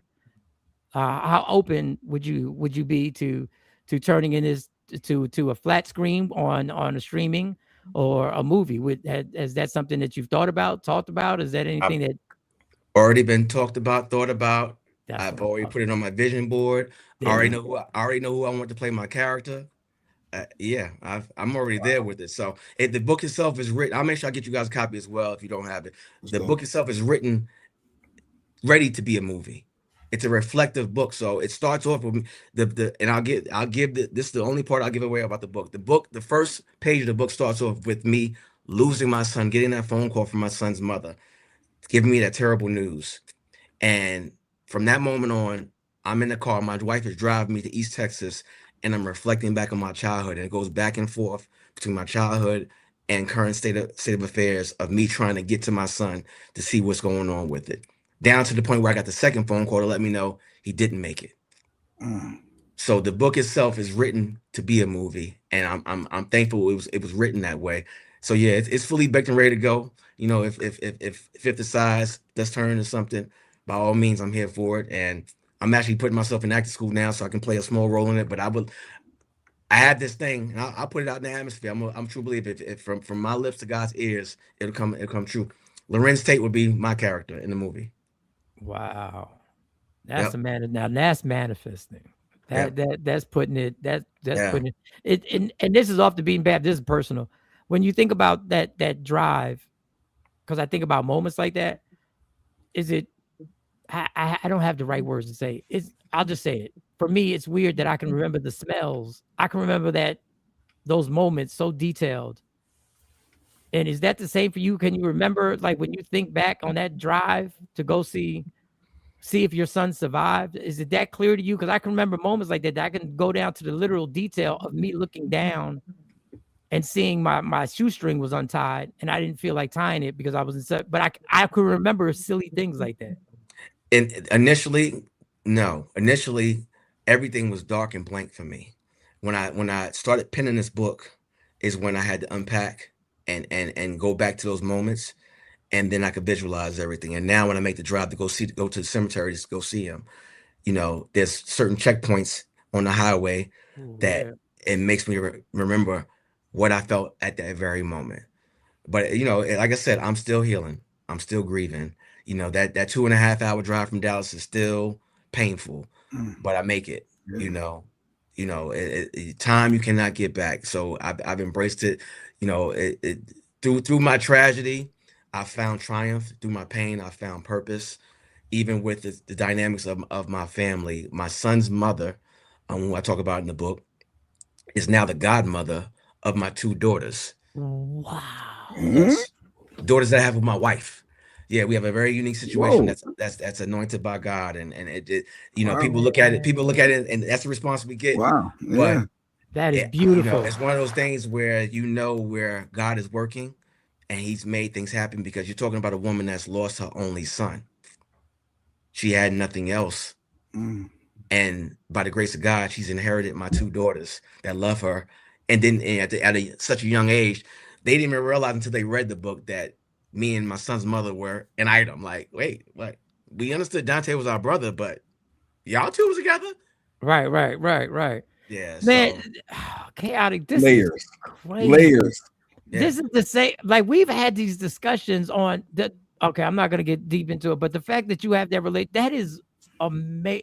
When you talk about God working, God makes the impossible possible. But you ain't got no joint accounts though. But go ahead, let me keep it. The joke was he. Mike I have a joint account. I have a got a joint joint account with his ex, and he still got it. You was waiting on that one, Jay Black. He's slimy. He's a slimy dude. You saw him? No, and then Mike, we're so in the positive. Like, I'm looking at you sideways, chaotic, because Mike always want to hear about the groupie stories and the love on the road. He ain't actually that one groupie story. Like, this is crazy to me. Mike trying to that's not what I do. That's what you always do. ask And now about you're that. trying to lead it. Now, Michael Sean, I just say I know you, so I know the path you can go down. You being good this morning. I appreciate you. He's being real good. He's being real. Hey, Michael Sean, I appreciate you, my brother. But you know what, chaotic? The thing that moves me about you is because we're obviously 2 different people, but I'm familiar with the journey of trying to heal. So when I see somebody giving out this type of testimony, I realize how important it is for people who are watching this. Like, we have people in our chat right now who watch us who have lost children. Like who have lost children, who have celebrated, the anniversary, or however you want to put it, of the passing in from the physical form. So when I hear you saying this, I realize the good that it's doing for people who have gone through something that I've never gone through. So I wrote the book, specifically for parents that have lost a child. I wanted them to let them know that they're not alone. I talk about it in the book in great detail of that moment of darkness when you feel like you're all by yourself. Those phone calls stop, those text messages stop, nobody's checking you anymore, and you're sitting in it. You're sitting in that storm, and there's nobody there for you but him, and you feel so alone. And the reason, and one of the key components of this book is to let people know you're not alone. I can identify your pain, and like I said, there's no expiration on it. People will tell you it's going to be okay. Don't tell me that. Ever use those words, utter those words to me. It's not going to be okay, and never will be okay. And it's okay to feel that way. It's okay to say that. Oh, those are facts. What 50 saying that one song? The industry friends, if not friends, they'll stop calling again, because when them calls stop, it's just a reality of when. Like, I remember when I was in. All right, fuck it, I'll just say it. When I was locked up in Lusteric a few times, when I was on the radio, and Lulu, yeah, when I was there, the phone calls and the text messages were, yo, you all right? You all right? You all right? But when I was off the radio and burnt everything down, and I was back in the same spot, I remember there was nobody checking. There was nobody worried about, was he going to make the morning show, except my mom. and my family, except them. So that is so real when you got to sit in it, and you're like, you really feel that. And of course, that's when you turn to your Lord and Savior, because you are by yourself in that moment on this planet. Michael Sean, I lost my son the Saturday before Easter Sunday. I sat in front of my son at the morgue for hours until they had to pry me away from him. I drove back to Dallas, woke up the next morning in disarray, didn't know what to do. And the only thing I could do was go to church. For people that are in Dallas or in Texas, you may have heard of IBOC Church. That's where I go. And the first thing my pastor did was took me to the chambers and said, "You're in a fight for your life, but I'm gonna be a corner man." All I could do at that moment was surrender. Wow. The title of the book, "It Had to Happen," came from him. "What's the Man Without a Legacy" came from me. The first thing he said to me is, "It had to happen." He said, "I'm not saying that you deserve this pain, but I'm also gonna let you know this pain is not wasted. Things happen in your life for you to get closer to God. I'm not saying you lost your son to get closer to God, but Dante's job was done. Your job is not done. Now you have to get close to God. That's your assignment, because he's going to reveal some things to you and a purpose to you that's going to be unprecedented, that's going to allow you to carry on and create a legacy outside of your name and Dante's name, but do it in his honor." This is good. That's where I get it from. Damn. That's why we have this book right here. Wow. Like I said, I'm not selling books. I'm saving lives. So for parents that have lost a child and don't know how to maneuver through things, you're looking at somebody that's maneuvering through it. And I'm not gonna say it's gonna be easy. It's gonna be a lot of dark days, a lot of dark moments. But if I'm still standing here telling you can find strength, find that strength. You're looking at a man that's been homeless, looking at a man that's been on drugs, looking at a man that's done things that I shouldn't still be standing here, but I'm standing here.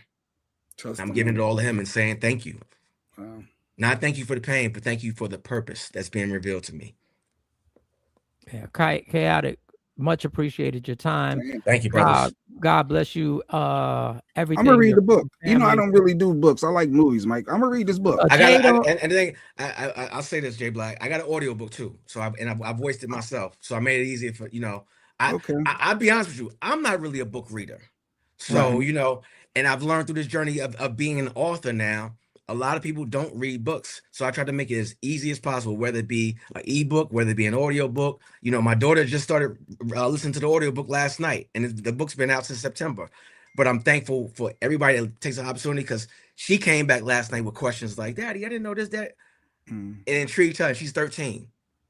So, like I said, and when the book first came out, Amazon bestseller, because it resonated with the youth. Believe it or not, the young folks, the YNs was grabbing the book, Michael Sean. Wow. Yeah. Let's go. Well, you on the road with 50. They listening to you. You got a different ear. Yeah. You staying in light, as 50 said. You staying in that light, and you meeting people where they are, and they coming to you. So that's dope. Yeah. I'm interested. So I'm gonna send you guys. I'll get with Shawnee and get you guys emails, and I'll send you a copy of the audio book if I get a chance to listen to it. It's an easy listen. It probably take you like 3 or 4 hours, maybe 6 hours to listen to it, if that. Yeah. And get the audio for Jay Black, because Jay Black, he's busy watching Tyler Perry fucking Joe's college. Joe's college road trip wasn't bad, but go ahead. I know it's out. It's out on Netflix. Don't do it. Don't do it, Chaotic. Don't do it. Don't do it. Chaotic. It got some good messages. Don't stay in the light. Stay in the light. It's a lot of profanity. One sex scene that's graphic, but the rest is messages. It's funny in his message. It's Joe. That's his character. Watch it, Chaotic. Netflix. Watch it. But you know what? I just saw 50 take a picture with Tyler Perry and say, if you're not working with us too, I don't want to. I'll give my opinion after your square. After your square gets off here, my bad. In the light, stay in the light. It had to happen. You've heard this man speak. Listen, he's not selling books. He's saving lives. I'm selling books. I'm telling you.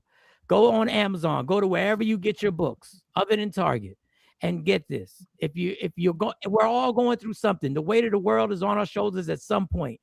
So if you want something that you can lean on, that you can see the inspiration, get the inspiration to actually have an honest display of what he went through, please get the book. It had to happen. Chaotic. I know I've talked to you many times.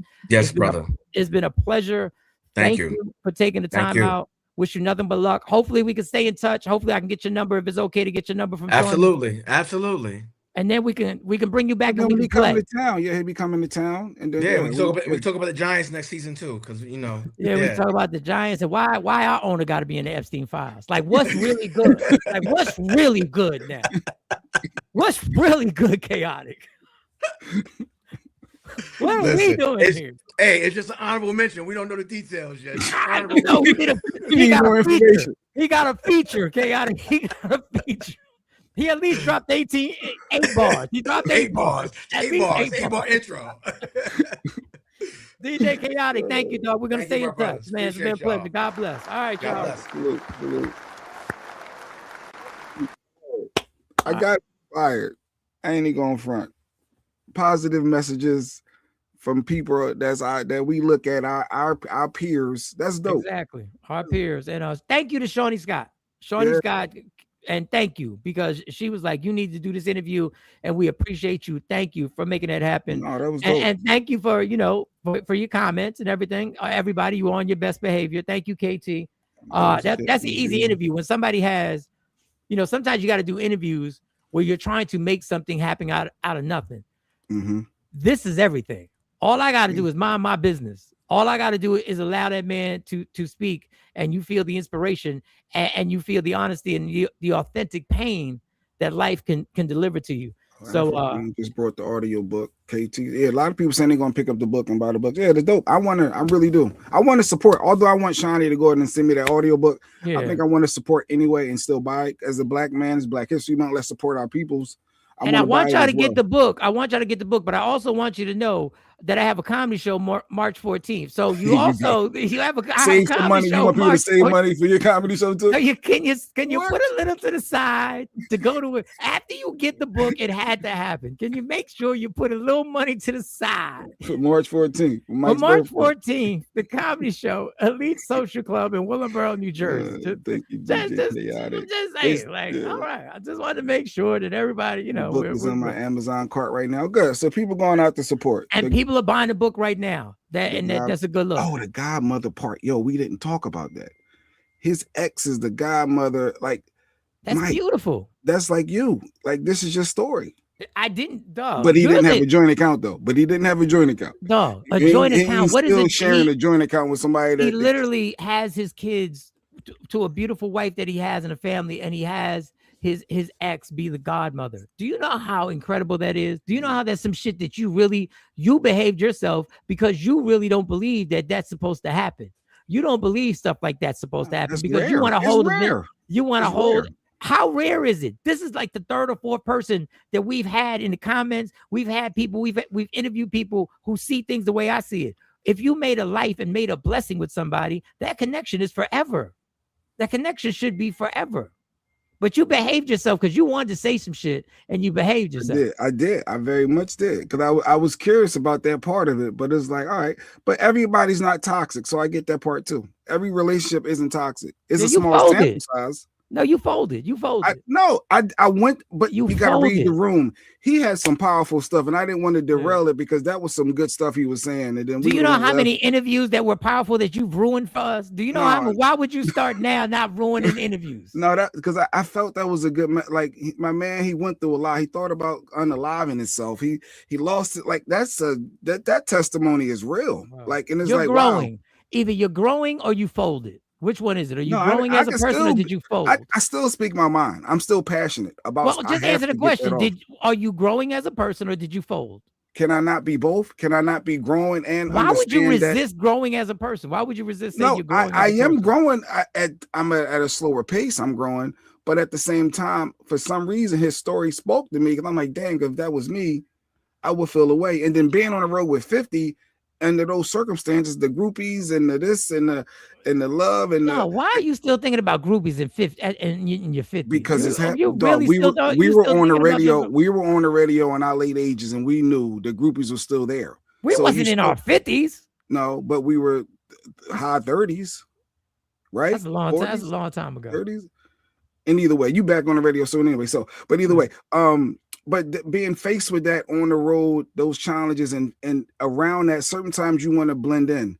Everybody else shooting this and doing that. And it's like, well, wait, 50 telling him, no, be who you are. I thought that was powerful. that was amazing. Like, this is not you. You're not gonna go in here. You're not gonna be doing the TI stuff. No, you're chaotic. You rock out the way you rock out. And I thought that's deep.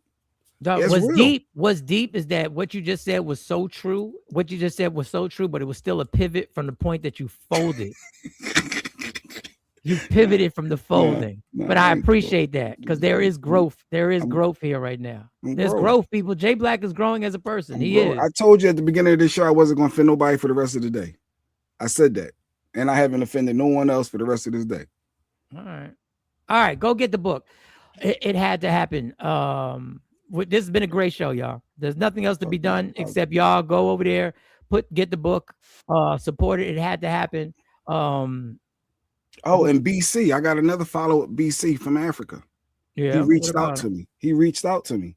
And what did he say? He went to thank me. Where is it at? BC, the person that you called a scammer. He sent me a message. You see right there, it says, "Greetings, JB. You remember the exam that you and Coco paid for me to whatever? I gave him some money, donated to Africa. Now I've entered my mark or whatever, the university in Gambia, and he got his situation. It's thanks to us. So he got his, I guess he got his degree in something in Africa. So, and he's thanking us. So I just wanted to show him some love. He had a follow-up. Okay, so is he a scammer or not? Are you going to retract your statement now? Are you going to retract the statement of calling one of our viewers who has held us down for a while now?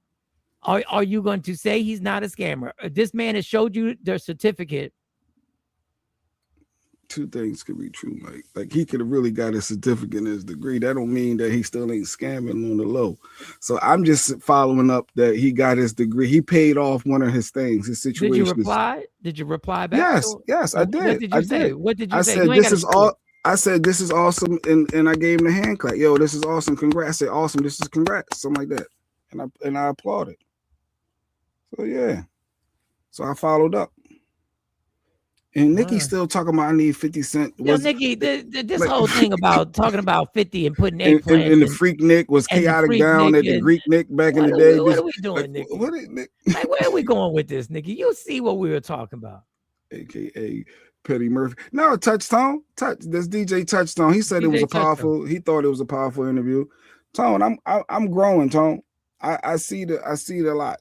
Like that makes this might be the turn for me. This might be the turn. It might be the turn. All right, y'all. We got to get out of here. Don't piss me off at the end of the show. Cousin Ash, we ain't said nothing about who said anything about Very Ash. Good. I ain't said nothing about thank Jay for his tuition fees. Hey, it's all coming. Look, BC is not a scammer. Jay hasn't said, but Jay said it could be two things. All right. I'm just saying he did have a follow through. So, to be continued with that. And we got to get to the Mike Epps clip. It's so old now. We got to get to the Mike Epps clip tomorrow. We got to talk about people trying to get Mike Epps to apologize for some fucking joke or whatever. Nikki said, but wait, I thought the money was for the kids. He did say, he did say it was for the kids. How did it turn into his degree? That's a good point. He said he specifically asked for money for that degree to finish the course, the certification for that. So Cypher said BC is good people. All right, y'all. We got to get out of here. I got to go to this high paying job. I'm being facetious. March 14th, it goes down. Elite Social Club, 609 Elite Social Club, March 14th. The tickets have been moving. I can't complain about that. If you want to get there, go to Eventbrite, put in Michael Sean's birthday comedy show, and you can copy your tickets. Also, the book. It had to happen. We need to support these people. We're supporting the Juice Lady who came up here with a business for 8 years. We have to support people who are doing. I complain about all the negativity that's being pushed out there. Now we have an opportunity to make it happen. March 14th, I'm going to see you. Love me for who I am, not who you want me to be, because I can never be that. Understand there's only one thing in life that's guaranteed. It will end. So enjoy every minute, every second. You fight for everything in your life. Fight for your happiness. Never let anyone, anything, any circumstance take it from you. God got me. God got us. From Michael Sean, Jay Black, C. Chung, Kamari, Amani, Sexy Mo, Lady Q, WokeUpInspired.com. Get your merch, get your hoodies, get your coffee mugs, get it customized. We are gone. Go on, then. Michael Sean and the Takeover Legends, where the truth hurts, but also